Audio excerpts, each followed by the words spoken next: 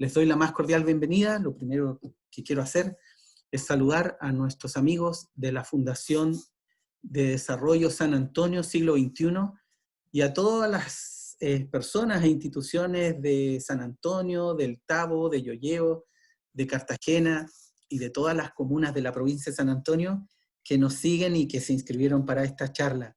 Saludo también a los amigos de Explora, del programa asociativo regional Explora Valparaíso, que están ayudando a que esta charla y este ciclo Cultura y Sociedad llegue a los distintos lugares de la región de Valparaíso. El día de hoy vamos a hablar de la Ley de Patrimonio Cultural, un tema que interesa a todos quienes trabajamos en cultura y en patrimonio, y para ello tenemos un importante e interesante invitado, el profesor Manuel Núñez Poblete. Él es abogado de la Pontificia Universidad Católica de Valparaíso, profesor de Derecho Internacional Público y Derecho Constitucional, integra el Departamento de Derecho Público de la misma universidad, y si no me equivoco es el director subrogante, ¿no, profesor? De la Escuela de Derecho de la Católica. Es doctor en Derecho por la Universidad Santiago de Compostela, y él ha estado participando de algunas sesiones de la Comisión de la Cámara de Diputados que ha estado debatiendo este tema. Profesor Manuel Núñez, bienvenido y muchas gracias por compartir con nosotros este interesante tema. Le doy la bienvenida. Muchas gracias, Fernando. Bueno, en primer lugar, yo quisiera agradecer a las dos organizaciones que están detrás de este coloquio. En primer lugar, partiendo por la Fundación de Desarrollo San Antonio Siglo XXI, y por otro lado, de mi casa, a la Unidad de Patrimonio, agradecimiento que extiendo en la persona de Fernando Vergara. A mí se me ha pedido que explique cuáles son las claves. Ya hemos esperado media hora, digamos, para comenzar esto, por lo tanto voy a hablar de claves en un sentido más propio todavía, es decir, cuáles creo yo son las coordenadas, cuáles son aquellos aspectos sustanciales que nos permitan tener al tiempo que una visión respecto de este proyecto, sobre todo, y ahí yo quiero poner especial atención a el juicio o la mirada crítica respecto de este y de cualquier proyecto, institución o política pública vinculada con el mundo de la cultura.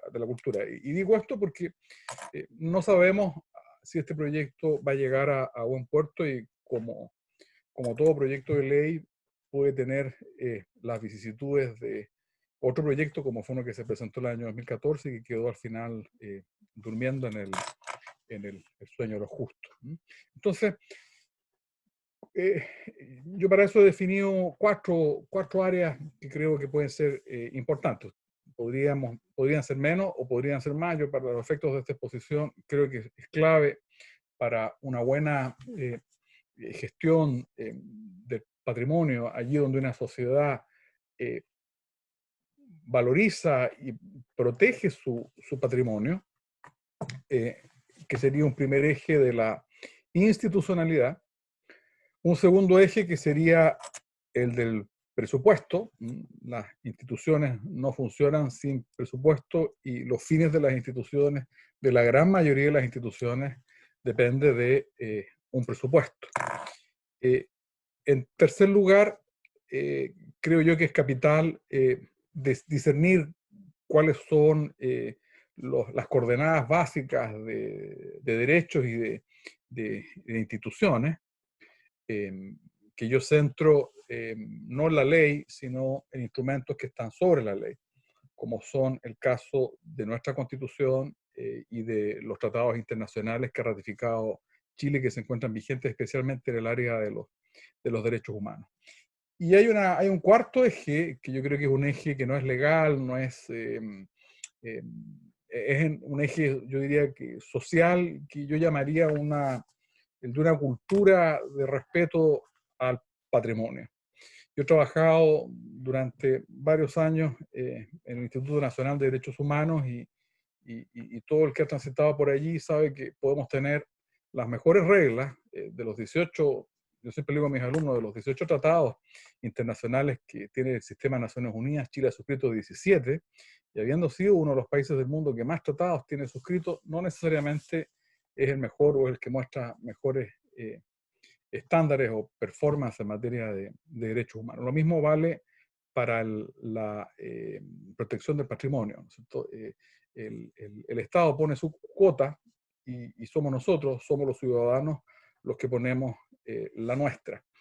¿Por qué? Y esto también es importante decirlo, la protección de la cultura es por esencia, la cultura es por esencia un patrimonio colectivo y los derechos para cuidar, para exigir el cuidado de esa cultura son también colectivos. Y eso es lo primero que quisiera yo dejar en claro, puesto que en general los derechos en nuestra cultura de derechos humanos son derechos individuales. Pero hay importantes derechos que no refieren a cuestiones individuales, sino que refieren a cuestiones que son, por definición, de naturaleza colectiva. Todo lo que tiene que ver con construcciones culturales, como es, por ejemplo, la religión, y como lo es, por ejemplo, el tema que nos convoca hoy día, que es la protección de la cultura. La cultura no es los bienes culturales, no, el patrimonio cultural no es algo que tenga valor por sí mismo, sino tiene valor porque una comunidad le reconoce ese valor y enseguida es esa comunidad la que luego de reconocerla le entrega herramientas al Estado para que ese reconocimiento tenga, digamos, consecuencias. Entonces, quisiera partir por lo primero, porque el proyecto gira, yo diría, con mayores o menores énfasis en estos tres ejes institucionales. La institucionalidad propiamente tal, la idea de un presupuesto, y segundo, la reconstrucción o la reformulación de algunos conceptos que estaban en la ley, que están hasta el día de hoy, en la ley de monumentos nacionales, que es bastante antigua, data de los años 70, pero queda fuera, como les digo, este elemento, digamos, de cultura, que seguramente se construye a través de la educación. Y eso está dentro, naturalmente, de los objetivos, los metas en materia educativa, y es una área en la que no voy a entrar, pero no puedo dejar de decirla porque forma parte, digamos, el cuidado del patrimonio, el reconocimiento del patrimonio, no se hace sino parte por la propia ciudadanía. Vamos a lo primero, ¿qué es lo que creo yo debiésemos saber? ¿Cuáles son, creo yo, los conceptos fundamentales que debiésemos manejar para tener una mirada crítica de este proyecto, de una potencial o eventual indicación sustitutiva o de futuros proyectos o políticas que tengan que ver con la protección del patrimonio? El primero de ellos es la Constitución, la Constitución política. Constitución que, bien saben ustedes, en octubre próximo vamos a decidir, discernir si estamos o no de acuerdo en la necesidad de implementar un procedimiento para reemplazarla. Y en caso de que gane la opción a favor del reemplazo de esta vieja Constitución por una nueva, seguramente uno de los aspectos que va a salir va a tener que ver con el mejoramiento de la situación o la posición de la cultura en nuestro ordenamiento básico más primario, como es la Constitución.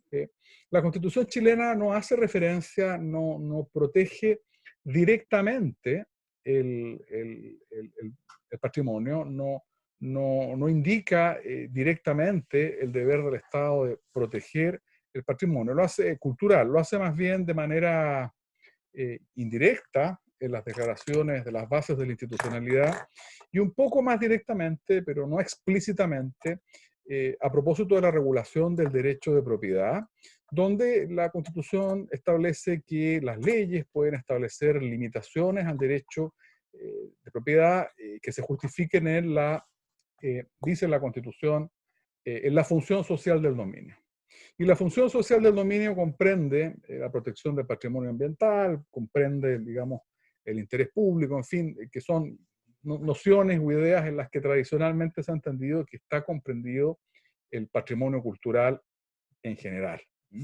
De hecho, al margen, de manera paralela a la regulación de la Ley de Monumentos Nacionales, yo diría la otra gran institución de protección del patrimonio como mecánica estatal está en la Ley de Bases del Medio Ambiente y en toda la institucionalidad ambiental que comprende allí, esto lo voy a explicar en unos minutos más, comprende algunos componentes, la protección de algunos componentes medioambientales de relevancia patrimonial, y que conducen o llevan a la formulación o presentación de estudios de impacto ambiental que son más complejos que las declaraciones de impacto ambiental.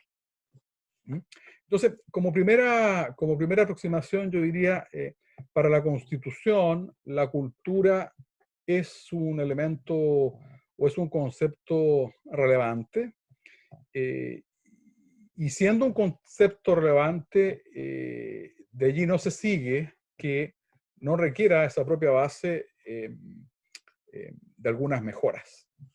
Y con esto, ¿qué quiero decir? Quiero decir que si aquí en esta reunión, esta tarde que nos convoca, hay gente que está escuchando esta exposición latosa, ¿no es cierto? Es porque está preocupada por la cultura, ¿verdad? Si le están restando los minutos de esa linda tarde que nos han regalado hoy día, es porque estamos preocupados por la cultura. Y si estamos preocupados por la cultura, yo les diría, preocupémonos de este proyecto, preocupémonos del proyecto de ley, digamos, que reforma toda nuestra institucionalidad, pero también ojalá nos preocupemos de cómo va o cómo podría incluirse en un futuro diseño constitucional alguna norma relativa a la protección de la cultura. Como les decía, tampoco es algo, digamos, inexplicable. Así como la Constitución chilena fue relativamente pionera en reconocer el derecho a vivir en un medio ambiente libre de contaminación, es posible que en los años 70, que fue cuando esta norma, la Constitución se escribió, se redactó, claro, no existía seguramente la valoración del patrimonio cultural como es la valoración que le damos hoy día. Entonces, eso es lo primero que diría yo. Para la Constitución, la protección de la cultura es una razón legítima que justifica la restricción del derecho a propiedad. Pero ahí quedó, ¿de acuerdo? Como restricción legítima al derecho a propiedad. ¿Qué deberes positivos tiene el Estado frente a la cultura? ¿Qué deberes positivos tiene el Estado frente al patrimonio cultural? Hoy día nuestra Constitución guarda silencio. Por lo tanto, ese puede ser un elemento interesante de reflexión para un eventual proceso constituyente. Ahora, nuestra Constitución se complementa por instrumentos internacionales que respecto de la cultura quizás fijan coordenadas todavía más claras que las propias de la Constitución. Yo quisiera recordar, por una parte, los tratados internacionales generales y algunos tratados internacionales específicos, ¿cierto? Hay una Convención para la Protección del Patrimonio Cultural, del Patrimonio Natural, de la UNESCO, que en parte justifica que se incorpore aquí la protección del patrimonio inmaterial.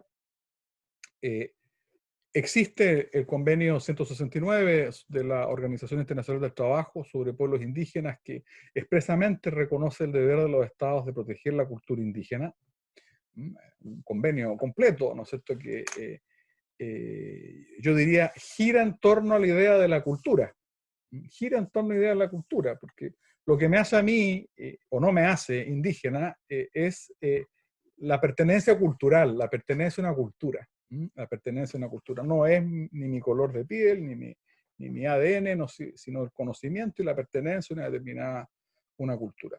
Y por otro lado, el Pacto Internacional de Derechos Civiles y Políticos, que expresamente reconoce el derecho de las minorías étnicas, religiosas, lingüísticas, dice el pacto, a vivir de acuerdo con su propia cultura. A vivir de acuerdo con su propia cultura. Y aquí nuevamente el pacto manifiesta este carácter de derecho colectivo, de derecho colectivo. Y voy a ser en esto insistente. La cultura, en la medida que no es un bien individual, en la medida en que no es un bien individual, no puede ser satisfecha, yo diría, a través de derechos y de la agencia puramente individual de los ciudadanos. Como la cultura es un derecho de naturaleza colectiva, la institucionalidad debe, por decirlo de alguna manera, empoderar no solo a los individuos, sino sobre todo a los grupos que tienen, por decirlo de alguna manera, estos intereses culturales. No sé si me explico. Yo no veo caras cuando uno normalmente hace una explicación, sabe cuando le van entendiendo porque la gente, digamos, asiente, o bien empiezan a tocarse la pera, ¿no es cierto?, cuando no entienden. Pero este es un tema que es capital. Este es un tema que es capital. De hecho, yo la primera vez que leí el proyecto de ley, lo primero que eché de menos en materia de institucionalidad fue mayor presencia de la sociedad civil. Entonces, en todo órgano, tomando en cuenta leyes como la 20.500, ¿no es cierto?, se admite que existen consejos consultivos que permiten la participación de la sociedad civil, pero yo creo que en materia patrimonial, una buena institucionalidad, aquí estoy combinando quizá parte de lo que es ese otro pilar que es la institucionalidad, no puede evitar considerar una participación gravitante de la sociedad civil. Y esa participación gravitante de la sociedad civil no es sino la explicitación o la manifestación del carácter colectivo que tiene la protección del patrimonio. Esto es lo mismo, y discúlpenme que vuelva al mismo ejemplo. La protección del patrimonio como bien colectivo es muy parecido a la protección de las religiones cuando las religiones también son bienes colectivos. Si existe, ¿no es cierto?, una institucionalidad que recibe a las religiones, no recibe individuos, no recibe opiniones de individuos, sino que recibe y canaliza opiniones de grupos que son los que sostienen esa identidad cultural, que defienden ese patrimonio cultural, porque de la vivencia cotidiana en torno a un patrimonio, luego surge una identidad. Y esa identidad en muchos casos es objeto de protección específica para alguna categoría especial de grupos como son los pueblos indígenas. Y por eso insisto, ¿no es cierto?, en la necesidad de entender que el hecho de que estemos todos convocados en esta conversación es manifestación de que obedecemos a un interés que es colectivo. Y es la comunidad, por lo tanto, la que tiene que tener un espacio, no solo la tramitación del proyecto de ley, que también vamos a hablar respecto de ello, esta tramitación, para no olvidarme, digamos, de lo que quería comentarles, la tramitación del proyecto ha sido bastante, digamos, participativa para la redacción, producto de las numerosas audiencias que se han hecho en el Congreso. El gobierno preparó una encuesta en línea que recogió, digamos, intentó reforzar las opiniones que durante cerca de un año estuvieron recibiéndose en el Congreso. Esto fue implementado durante el mes de mayo de este año. La participación, digamos, de acuerdo con el informe que se presentó, se abrieron 3.000 cuestionarios y se recibieron alrededor de 500. Eso, digamos, tampoco es tanto, ¿no es cierto?, pero hay que pensar que seguramente durante el mes de mayo muchos de nosotros estábamos pensando en la sobrevivencia más que en la cultura. Otro tema vinculado a esto, y que creo que es un tema interesante respecto a algunos sujetos o grupos específicos concernidos vinculados a la participación, es el de la participación de los pueblos indígenas. Y cuando digo la participación de los pueblos indígenas, lo digo por cuanto las leyes chilenas, una ley del año 93, el convenio 169, que es del año 89, pero en Chile entró en vigor 20 años después, en el año 2009, obligan al Estado a proteger a los pueblos indígenas, y la protección de los pueblos indígenas es, yo me atrevería a decir, en un 80, en un 90% protección a su identidad cultural, a todo lo que les da, digamos, una identidad cultural. La ocupación de un territorio, la relación con la tierra, la relación con el patrimonio, digamos, arqueológico, histórico que hay en ese territorio. Ahora bien, este proyecto toca el tema indígena de una manera lateral.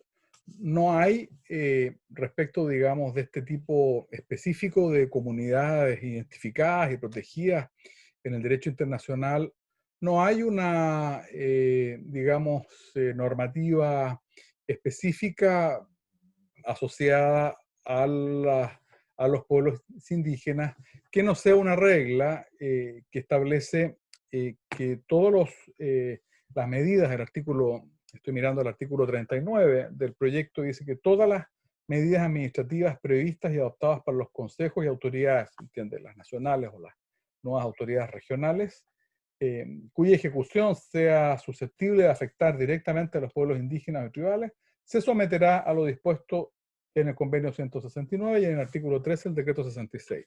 Ambas reglas, convenio y el decreto 66, son las normas sobre consulta indígena. Esta regla es enteramente compatible con el convenio 169, pero se ha generado, digamos, la discusión sobre si, que podemos profundizar, si quieren ustedes más adelante, sobre si la protección de la cultura en estos términos tan generales debiera generar una obligación para el Congreso de abrir un procedimiento de consulta indígena. El proyecto no fue consultado, el proyecto del Ejecutivo, quiero decir, como si en algún momento lo fue el proyecto del Ministerio de las Culturas, que generó una larguísima, como prácticamente todas las consultas también controvertidas, consultas indígenas me refiero, pero creo yo que es plausible la idea de la necesidad de consultar este proyecto. Y digo consultar porque si el artículo 39 está reconociendo implícitamente que las autoridades administrativas pueden tomar decisiones que sean susceptibles de afectar directamente los intereses de las comunidades indígenas en materia cultural, naturalmente, que es el objeto de la ley, bueno, es porque se entiende que, aunque no lo diga la ley, buena parte de sus disposiciones se han pensado en el patrimonio material o inmaterial para la protección de la cultura indígena, que en Chile, yo diría, tiene muchos espacios todavía para mejorar en lo que es su protección. En lo que es la protección frente a los patentamientos, a la propiedad intelectual, a todos los procesos que son en Chile relativamente frecuentes de la llamada apropiación cultural, de la apropiación cultural, el uso de una manifestación cultural, como por ejemplo puede ser el hacer uso de un topónimo indígena para registrar una marca de vino del Valle Central. Todas esas son formas de apropiación cultural.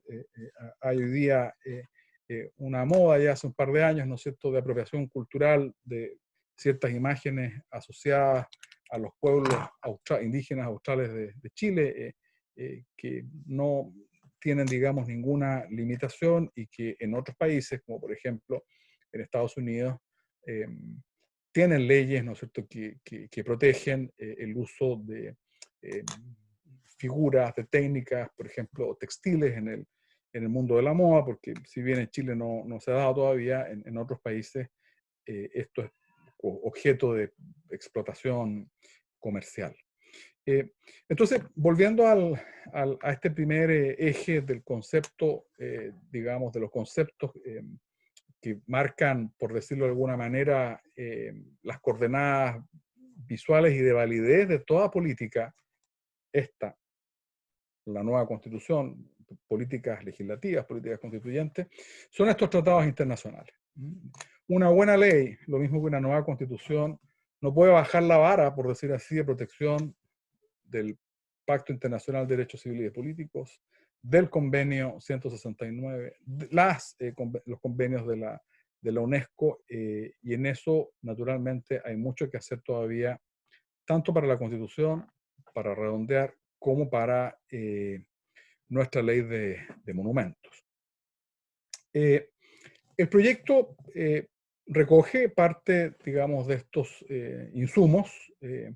Yo diría que la parte más relevante, ¿no es cierto?, es lo que tiene que ver con el reconocimiento y la migración y el progreso, si quieren ustedes, de una ley de patrimonio basada, como su nombre lo indica, en la monumentalidad, en los bienes tangibles, hacia bienes culturales que son intangibles, que son inmateriales, ¿de acuerdo? Y en eso creo yo que hay una posibilidad de avance. No voy a decir avance, el avance se va a dar no solo el día que la ley sea publicada, sino que el día que la ley sea cumplida. Nosotros muchas veces en Chile tendemos a pensar que las situaciones progresan porque el diario oficial se empieza a llenar de normas legales y quizá con que se cumpliera la ley 17.288, quizá si se cumpliera la ley de bases de medio ambiente, solo si se cumplieran esas, a lo mejor estaríamos un poquito mejores en materia, digamos, de protección de patrimonio cultural y, bueno, y de muchas otras cosas. Una segunda dimensión, entonces un segundo pilar es el institucional. El institucional, yo he puesto el institucional y el presupuestario. Sin instituciones robustas y parte digamos, de la musculatura institucional es el presupuesto. El proyecto, como digamos, otros proyectos, es en este sentido, por decirlo de alguna manera, me llama la atención la repetidas referencias a las limitaciones presupuestarias. Dice, en la medida en que existan, de acuerdo con los recursos presupuestarios, es decir, como cuando uno promete algo, pero lo promete como pidiendo o dando disculpas por anticipación. Es decir, bueno, los consejos van a hacer esto, van a publicar libros, por ejemplo, en la medida en que el presupuesto lo permita. Vamos a hacer esto, pero en la medida en que el presupuesto lo permita. Yo con esto no quiero decir que no hayan otras prioridades, en fin, y que esta sea la única prioridad, hay tantas otras, pero la falta, digamos, de presupuesto va a ser justamente para todos los que visitamos museos, en fin, que son lugares donde uno ve la riqueza o la pobreza de los pueblos. No digo la riqueza y la pobreza en cuanto al patrimonio que está adentro, sino a la riqueza cultural, que significa la valoración de lo que hay ahí, la puesta en valor de lo que hay ahí dentro, a eso me refiero. Son, digamos, un buen indicio de cuánto dinero, cuánto presupuesto está dispuesto el gobierno a asignar. Esa es una cuestión que es importante, entonces, junto con el tema institucional. En lo institucional, yo creo que el proyecto tiene naturalmente cosas que mejorar. Ustedes saben que el proyecto ha sido objeto de muchas críticas, y que sin embargo para la cantidad de críticas digamos, que se hicieron ver en el Congreso, las opiniones que luego se recogieron en la encuesta ciudadana, yo no diría que la encuesta ciudadana fue abrumadoramente mayoritaria a favor del proyecto, pero sí pareciera mostrar una buena, hay varias preguntas donde la ciudadanía se manifestó de acuerdo. Ahora, una de las áreas, digamos, en que hay menos, pareciera haber menos acuerdo es justamente la parte institucional, que si bien es un progreso en la medida en que se tiende a reforzar la presencia de la institucionalidad en las regiones. Aquí hay que pensar que vamos migrando de una época en que el Consejo de Monumentos Nacionales tenía su sede en Santiago y ni siquiera funcionaba todos los días. Es decir, estamos migrando y espero un día que lleguemos a este consejo, a que se implemente este Consejo Nacional de Patrimonio Cultural, que funcione como un servicio público, digamos, con la definición propia de un servicio público. Los profesores de Derecho Administrativo definimos los servicios públicos como aquellos organismos que satisfacen de manera constante y permanente una necesidad pública. Constante y permanente una necesidad pública. El ejemplo, digamos, de manual, un hospital que funciona las 24 horas del día durante las 7 horas de la semana.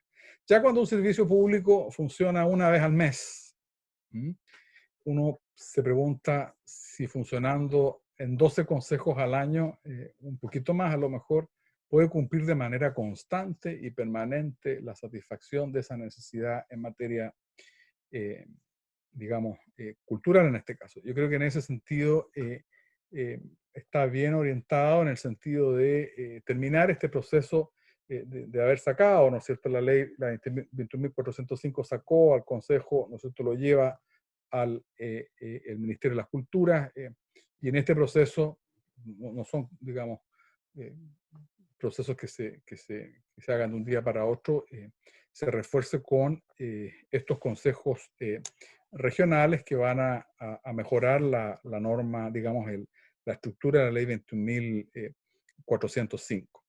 Sí, como les digo, se echa en falta la presencia de la sociedad civil, la presencia en aquellas regiones, por lo menos, donde hayan una concentración importante de población indígena. Estoy pensando en la primera, en la segunda, en la novena región, por pensar aquellas que demográficamente tienen un porcentaje más alto de participación y donde, pensando en la primera y en la segunda, se concentran los niveles de inversión más altos, sobre todo en la industria extractiva, y por lo tanto son las áreas donde confluye una riqueza patrimonial única en Chile y por otro lado una riqueza de recursos naturales también única en Chile, donde chocan estas dos tensiones como son la de la industria minera y todo lo vinculado a la industria minera, la industria, que es la industria energética, la industria, digamos, de la desalación de agua, para todos los que hemos conocido y hemos tenido la suerte de vivir en el norte, el patrimonio no es una cosa que esté en el desierto de Atacama, sino que el patrimonio arqueológico va desde la costa hasta la cordillera. Hoy día ese patrimonio está resguardado de una manera muy fragmentaria, porque como el Consejo de Monumentos Nacionales no llega porque no tiene esta musculatura institucional y no tiene patrimonio, la protección del patrimonio es, digamos, la protección estatal, el deber estatal es suplido, es subrogado por la iniciativa privada asociada a la condición de obtener una licencia o una autorización ambiental. Entonces, ¿cómo es que protegemos? Condicionando al titular del proyecto de inversión a que presente medidas de mitigación ambiental, entre las cuales van a ir seguramente habiendo afectación del patrimonio arqueológico, por ejemplo, habiendo afectación dentro del grupo, si hay grupos humanos indígenas afectados, habiendo afectación de costumbres, modos de vida. El titular del proyecto deberá presentar alguna manera de mitigar esos impactos negativos. En esas condiciones, esa mitigación se produce de una manera absolutamente desequilibrada. A eso es lo que voy yo.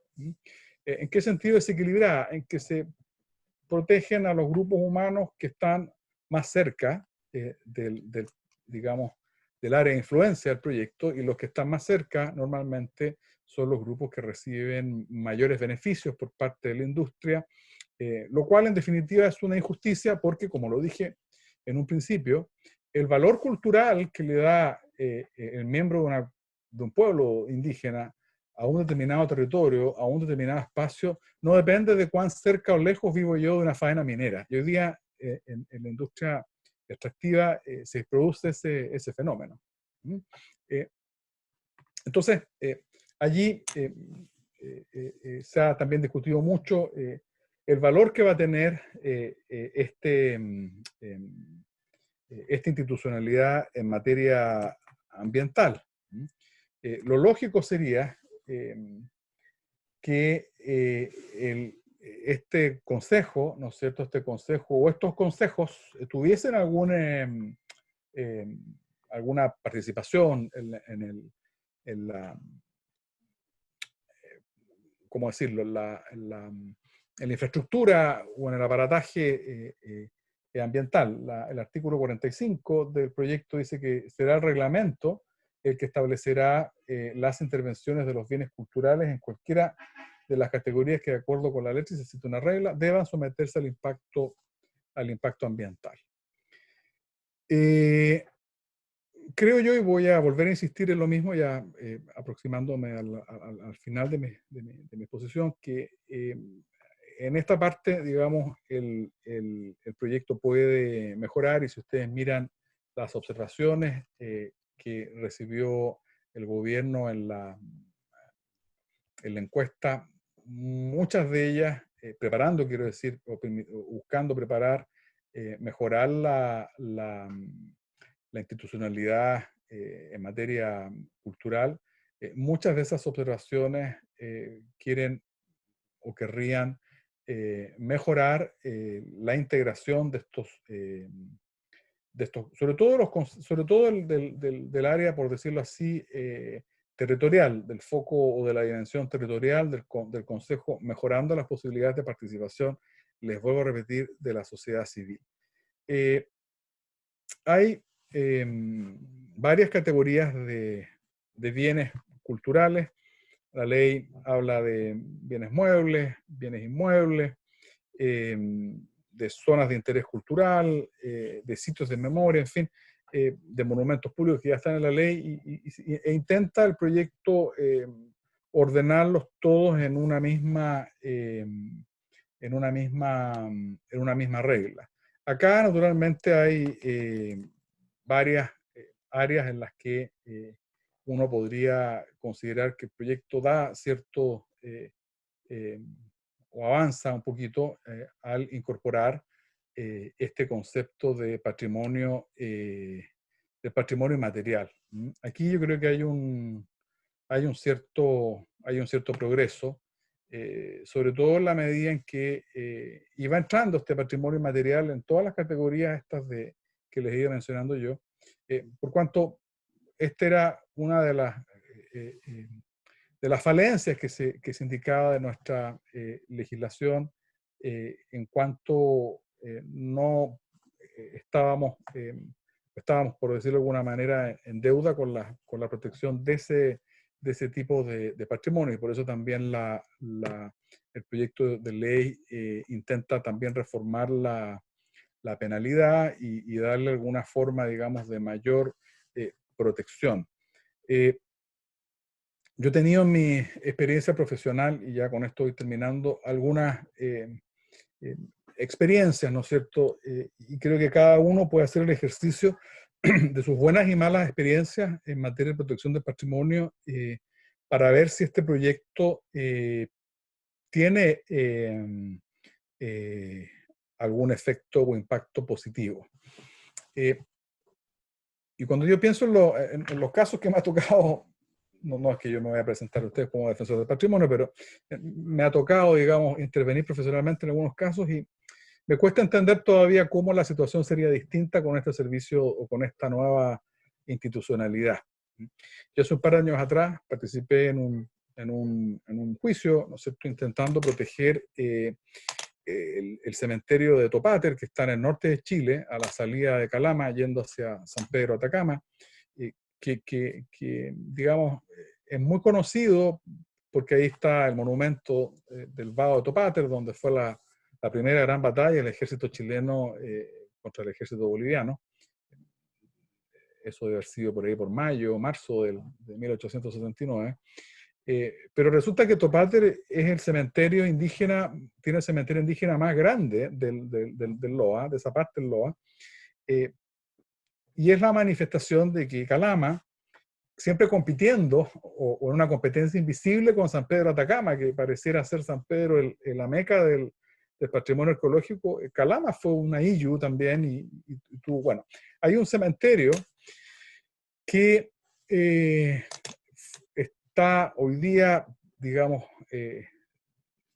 repartido, creo que en Santiago, creo que en un museo en Calama, y ese cementerio tenía la gran amenaza de un proyecto inmobiliario de una sociedad que pertenecía a ex trabajadores o trabajadores de Codelco, y que por su naturaleza había obtenido una resolución de calificación ambiental, pero si ustedes le quitan un poquito de casas al proyecto, ese proyecto no ingresa al sistema de evaluación ambiental. Y cuando el proyecto no ingresa al sistema de evaluación ambiental, no hay consulta indígena, no se pone en movimiento toda una serie de herramientas que la legislación ambiental pone encima. Y dentro de esas herramientas está, por ejemplo, la intervención de la Superintendencia del Medio Ambiente, a la cual seguramente cualquier gestor inmobiliario le va a tener más respeto que al Consejo, digamos, Nacional del Patrimonio Cultural.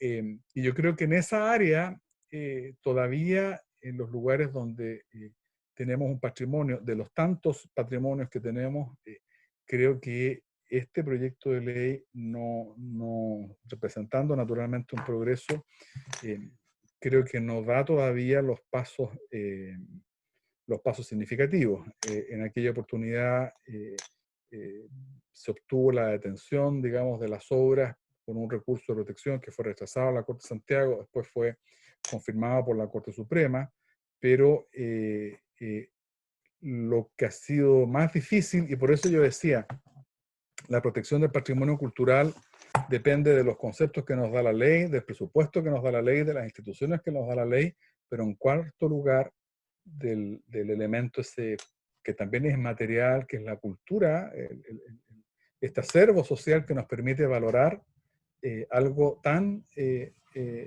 sensible como lo es una necrópolis, un cementerio.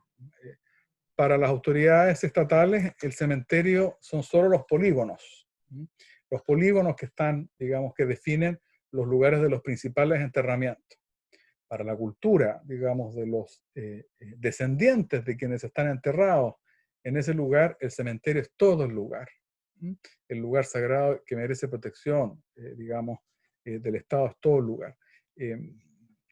Y yo creo que en eso, que se vincula mucho a lo que es la protección de los derechos de los pueblos indígenas, que no está expresamente mencionado en este proyecto, tiene naturalmente aquí mucho que mejorar. Bueno, yo ya siendo las 17:13, ya creo que he hablado iba a hablar media hora y he hablado 43 minutos. Muchas gracias, profesor. La verdad que, como usted bien dice, el patrimonio es un tema que convoca a todos los que nos interesamos en cultura.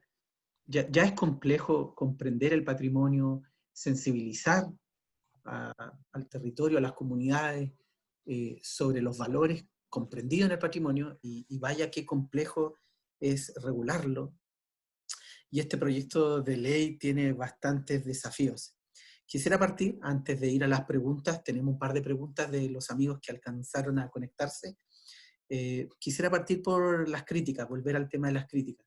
Usted se ha referido a la no consulta indígena, pero me ha tocado escuchar en ciertos debates, sobre todo de actores como el Colegio de Arqueólogos, de que otra crítica asociada al tema de los pueblos originarios es que el lenguaje que se emplea en el proyecto de ley tiende a homogeneizar la cultura de parte del Estado, perdiéndose valores, bienes, espiritualidad y cosmovisión de los distintos pueblos originarios que hay en el país.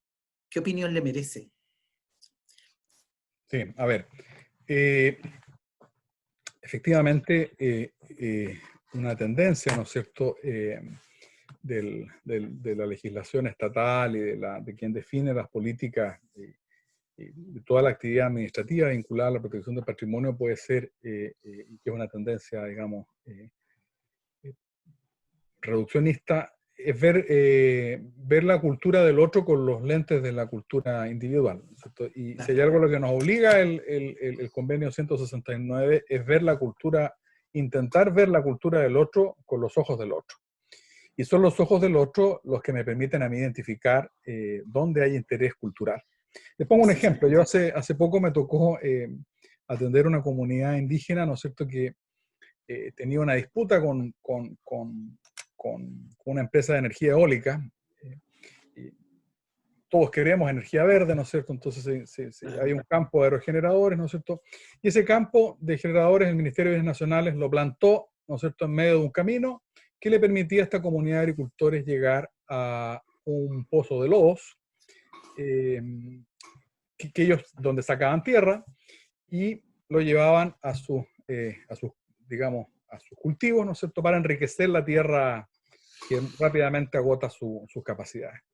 Bueno, el primer problema cultural que vivenciaron, ¿no es cierto?, mis amigos de Chibu Chibu, era que les costó un mundo convencer al INDAP que el lodo puede ser un fertilizante. Entonces el INDAP desde Santiago dice, nosotros fertilizamos con químicos. Entonces no me fertilice usted con barro, porque aunque usted esté intentando hacer esto, ¿no es cierto?, no suba a el carro a la modernidad.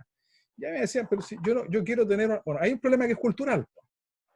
Si yo quiero fertilizar con guano, quiero fertilizar con barro, o quiero fertilizar con el último químico que encuentro en el home center, eso, digamos, un problema, digamos, mío, pero que no puede ser el Estado el que con ojos de un agricultor del Valle Central define, primero, el modo como se relaciona con el agro, quien forma parte de una comunidad indígena, y segundo, lo que es más delicado todavía, es el valor que esa comunidad le da a ese trayecto que han hecho durante 1000 años, 800 años. De hecho, para llegar ahí había que atravesar muchas huellas troperas, que hay muchas en la primera y en la segunda región. Y a nosotros nos costó un mundo convencer, por ejemplo, a algunas autoridades, nosotros, porque nos decían, bueno, pero si ustedes llegan por este camino, la comunidad decía, yo llevo 800 años, 1000 años pasando por acá. Entonces le decían, no, pero es que usted entre por el otro lado, por la carretera, si usted ahora tiene camioneta. Bueno, es que para entender eso, ¿no es cierto?, yo no le puedo decir, llegue en camioneta, llegue, y usted también le tiene derecho a asignarle un valor a eso. Es como decirle construya con bloque, porque también se usa para la construcción, y ahí el barro se usa para empastar las iglesias, en fin, el barro. Después una construcción, después viene el invierno boliviano, viene la lluvia y se lleva todo ese barro, puede que incluso sea eficiente en términos energéticos, pero es muy poco ineficiente, a lo mejor son mejores los bloques, no sé. Pero dicen, no, yo quiero construir con barro, y para eso estos pozos de barro tiene, mire, si nos costó incluso convencer, digamos, luego fue muy divertido eso, porque hubo que convencer que eso era barro, porque en realidad uno llega y ve tierra, ¿se fija? Entonces ve tierra y dice, bueno, ¿dónde están los barros? Y uno llega pensando en que va a entrar a un lugar donde los pies, digamos, se van a literalmente empantanar. Entonces, ¿por qué digo eso? Porque en el fondo eso ya no es una cosa, digamos, de buena o mala voluntad, sino que la ley obliga. ¿Y cuál es el instrumento que le da la ley a la autoridad administrativa para ponerse los zapatos del otro? Es la consulta indígena. Fija, y por lo mismo, y acá hay que reconocer que el proyecto acierta, dice, cuando la autoridad administrativa el día de mañana decida que un bien es o no tiene, digamos, valor cultural para una comunidad indígena, tiene que consultar. Y la finalidad de la consulta es que la comunidad consienta. Otro tema que está acá, digamos, no está tratado, pero yo no lo quiero, digamos, complicar más, es que en algunas interpretaciones del derecho internacional, en algunas normas, perdón, del derecho internacional, se le reconoce a las comunidades indígenas el derecho a la autodeterminación, incluso uno podría decir el derecho a ella a definir por sí mismo cuáles son sus fines de interés cultural, puesto que puesto que como la cultura es un bien colectivo que se da entre personas y el Estado la recibe, no la crea. Eso es lo que podría Claro. comentar. Sí, si le entiendo bien, profesor, no considerar estos aspectos en el proyecto de ley, por ejemplo, que la lengua no es un elemento cualquiera, que la lengua de los distintos pueblos, va a ser complejo que podamos ver esta ley publicada en el diario oficial, ¿no? Sí, hay una dificultad ahí porque, a ver, hay una cuestión que es política también, Fernando. Sí, En general, todos los gobiernos, y cuando digo todos los gobiernos, digo los gobiernos anteriores, eh, nueva mayoría, concertación, alianza, en fin, eh, todos los gobiernos intentan esquivar la consulta indígena, porque cuando yo lo dije recién, lo dije con conocimiento de causa, todos los procesos de consulta hechos por gobiernos de centro derecha, de centro izquierda, todos han terminado judicializados en las Cortes de Apelaciones de los territorios, en la Corte de Apelaciones de Santiago. El proceso constituyente de la presidenta Bachelet, la consulta constituyente, terminó judicializada en Santiago. Las culturas, el proyecto de la cuando se hizo de consulta, digamos, y por eso los gobiernos en general lo que hacen, y aquí yo reconocería un cierto mérito, es ya, borrar cualquier referencia a lo indígena.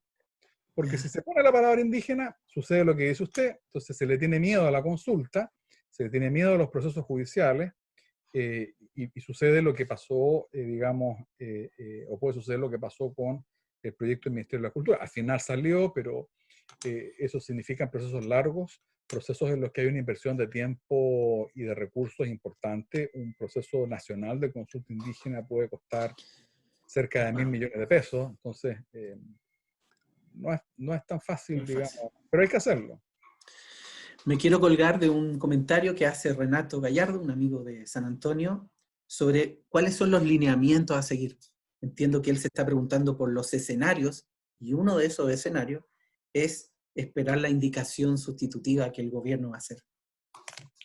Sí, a ver, efectivamente hay una, eh, producto de las observaciones que se hicieron en el Congreso, el gobierno, como les decía, hizo una encuesta. Yo no sé en qué términos, esto terminó en mayo, junio, digamos, no ha pasado mucho tiempo.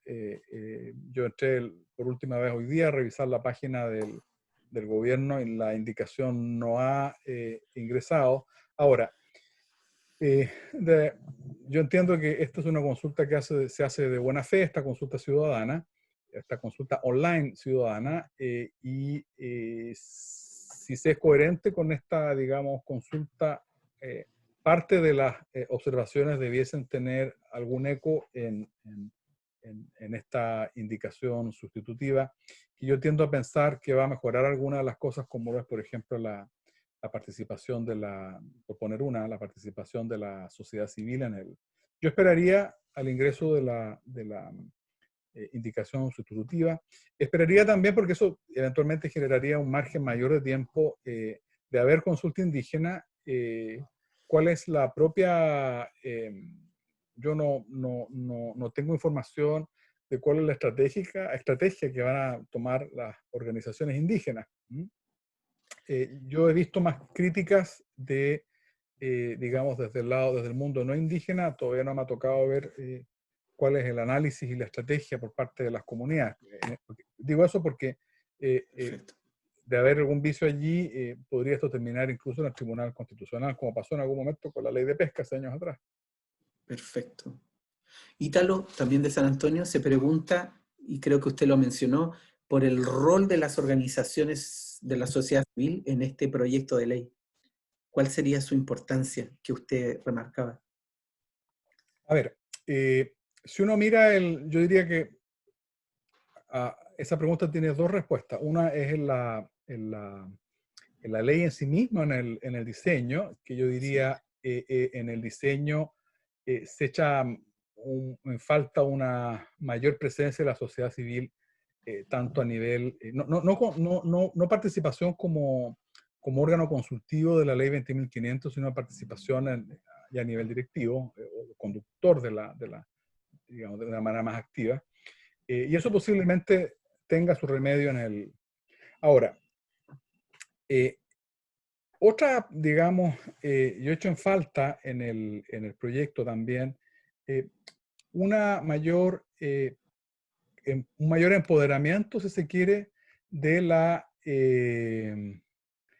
sociedad civil. A ver, siempre la ley ha tenido, ya la ley de monumentos nacionales reconoce que el ciudadano puede hacer algo con relación a la cultura. De hecho, ya en la ley vieja yo tengo la posibilidad de ir al Consejo de Monumentos Nacionales y decir ese edificio donde funciona la universidad debiera ser declarado patrimonio. Eso está acá. Se pueden recibir peticiones individuales, en fin. Pero quizá falta mayor empoderamiento en cuanto a la capacidad que tengan estas organizaciones de poder tener más herramientas, las mismas organizaciones de la sociedad civil, por ejemplo, presentar demandas, presentar acciones penales, digamos, de una manera, asumiendo de manera, un rol más activo en lo que es la protección del patrimonio, en ese amplio sentido. Y por último, también una pregunta de San Antonio, si el proyecto de ley menciona el deber del patrimonio en los currículos, la importancia de instalar el tema patrimonial en los currículums escolares. En este momento, mira, no recuerdo haberlo visto, digamos, con ese nivel de detalle. Ahora, es una pregunta buena porque eso no quiere decir que toda la regulación, y es buena la pregunta, eso no quiere decir que toda la regulación, digamos, del patrimonio va a estar acá. En el caso del tema, digamos, curricular o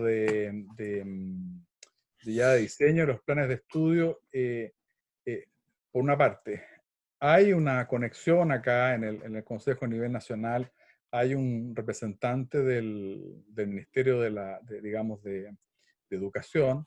El Consejo tiene, digamos, como misión el promover, dice el proyecto de ley, acciones de educación formal, o sea, el Consejo, el Nacional, puede generar insumos hacia el Ministerio de Educación, pero por otro lado, eh, creo yo que la inserción de esta cuestión en materias, digamos, de educación propiamente tal, ese es un asunto que le corresponde ya, más que al Ministerio de la Cultura, al Ministerio de Educación, y la norma, digamos, donde debiese, y ya hay en alguna medida alguna regulación básica de lo que es la valoración del patrimonio, es en la Ley General de Educación.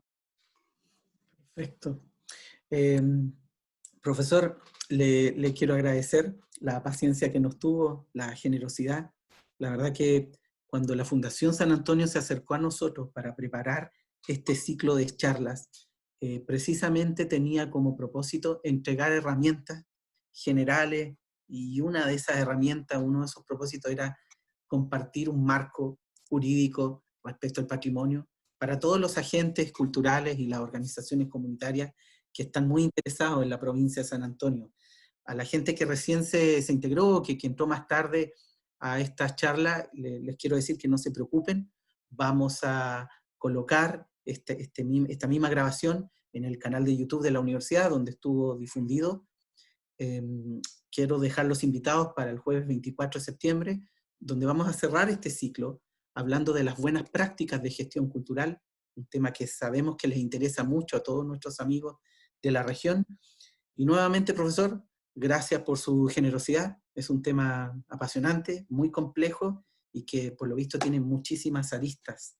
Gracias por acompañarnos esta tarde de jueves. Muchas gracias, Fernando. Yo antes de despedirme quisiera valorar nuevamente el trabajo que está haciendo la Fundación. Me complace mucho, me alegra mucho saber que esto viene no viene desde el centro de la región, sino que viene desde los contornos, por decirlo así, como es San Antonio. Me complace también que la universidad esté preocupada de esto, que la universidad en sí misma, que es una institución, yo diría que tiene un valor patrimonial para esta región, que ojo, yo siempre digo lo mismo, la universidad, la quinta región, es un lugar en donde el patrimonio no solo es Valparaíso, no solo es acá, más allá del patrimonio arqueológico, esta es una región que también tiene presencia indígena, por razones de la geografía, quizá la Rapa Nui debiese estar entre la cuarta y entre la cuarta y la tercera región, Y la tercera región. pero como Sí. esto aquí está alarmada siempre, digamos, nos tocó este regalo de Dios, ¿no es cierto?, que sea una provincia de la quinta región, y eso hace que la quinta región sea, culturalmente hablando, también una región indígena. Yo creo que eso es un tema que es importante. Yo valoro además que la universidad tenga una unidad de patrimonio con nuestras dificultades, en fin, para todos los que somos amantes de ese gran patrimonio que es la cultura, la educación y la universidad también en el aporte que ha hecho para nuestro país. Cierto, profesor. No sé si usted sabía, pero en la región de Valparaíso hay 2 comunas que tienen una guía de bienes culturales de sus territorios. Aparte de Rapa Nui, es Villa Alemana y San Antonio. Son un ejemplo. Los ciudadanos pueden conocer y luego valorar sus prácticas y sus bienes culturales. Bueno, por eso, perdón que le interrumpa, Sí. yo dije el cuarto pilar es un pilar que es cultural, que forma parte del capital social. Si la comunidad no valora el patrimonio, si la comunidad demora 2 días en olvidarse del edificio que había allí, donde hoy día hay una flamante grúa para construir un edificio de 20 pisos, el problema no está tanto en la inmobiliaria, en la municipalidad, en fin, pero también está en nosotros. El hecho de preferir el mall a los bienes culturales. Entonces, celebro y bueno, para todo lo que necesiten, tanto los amigos de la Fundación de San Antonio pueden contar conmigo y tú también, ¿verdad? Muchas gracias, me quedo con esa importante lección. Gracias por acompañarnos esta tarde y nos vemos el jueves 24 con la última charla de este ciclo denominado Cultura y Sociedad. Gracias a ustedes, gracias por sus comentarios y será hasta una próxima ocasión.